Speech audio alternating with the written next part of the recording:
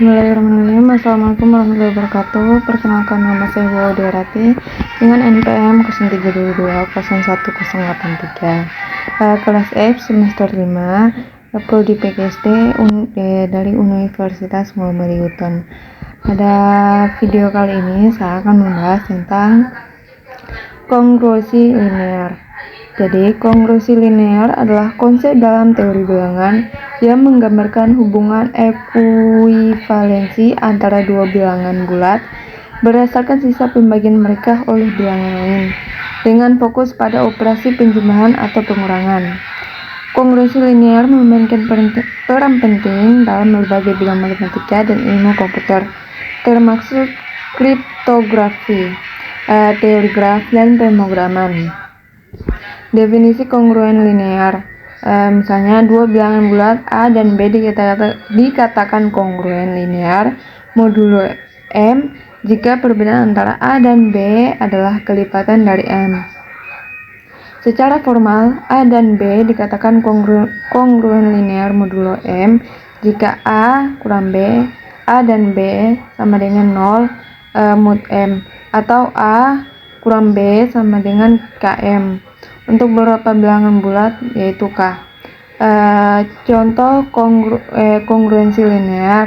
Satu contoh sederhananya, misalkan A sama dengan 7 dan B sama dengan 19 serta M sama dengan 6. Kedua bilangan kongruen linear modulo N karena 7 kurang 19 sama dengan minus 12 dan minus 12 adalah kelipatan dari 6, yang berarti minus 12 sama dengan 6 kali minus 2. Contoh selanjutnya itu misalkan A sama dengan 143 dan B 377 serta M sama dengan 100. Kedua bilangan ini kongruen linear modulo 100 karena 143 minus 377 sama dengan minus 234 dan 234 adalah kelipatan dari 100, di mana minus 234 sama dengan 100 dikali dengan minus 2,34. Adapun sifat-sifat kongruensi linear, yang pertama itu refleksi. Setiap bilangan bulat kongruen linear dengan dirinya sendiri modulo M, yaitu A minus A sama dengan 0 mod M. Simetris, jika A kongruen linear dengan B modulo M, maka B kongruen linear dan A modulo M. Ketiga yaitu transitif, jika A kongruen linear dengan B modulo M dan B kongruen linear dengan C modulo, maka A kongruen linear dengan C modulo M. Adapun penggunaan kongruensi linear, yang pertama itu kriptografi. Kongruensi linear digunakan dalam algoritma kriptografi seperti RSA dan DSA.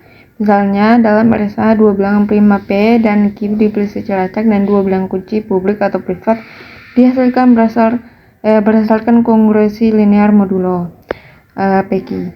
Kedua yaitu teori graf. Kongruensi linear digunakan untuk menentukan apakah dua graf adalah isomorf satu sama lain.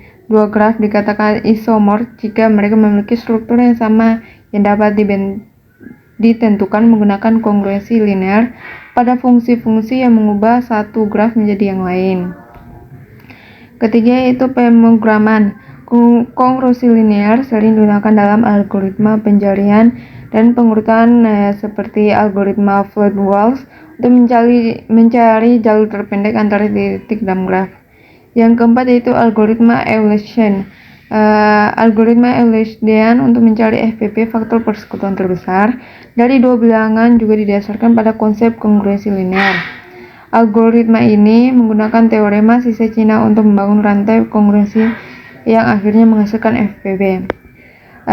Yang kelima yaitu sistem persamaan linear.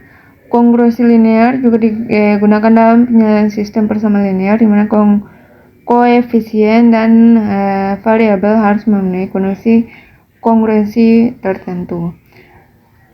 Sekian pembahasan dari saya, lebih dan kurangnya mohon dimaafkan. Wassalamualaikum warahmatullahi wabarakatuh.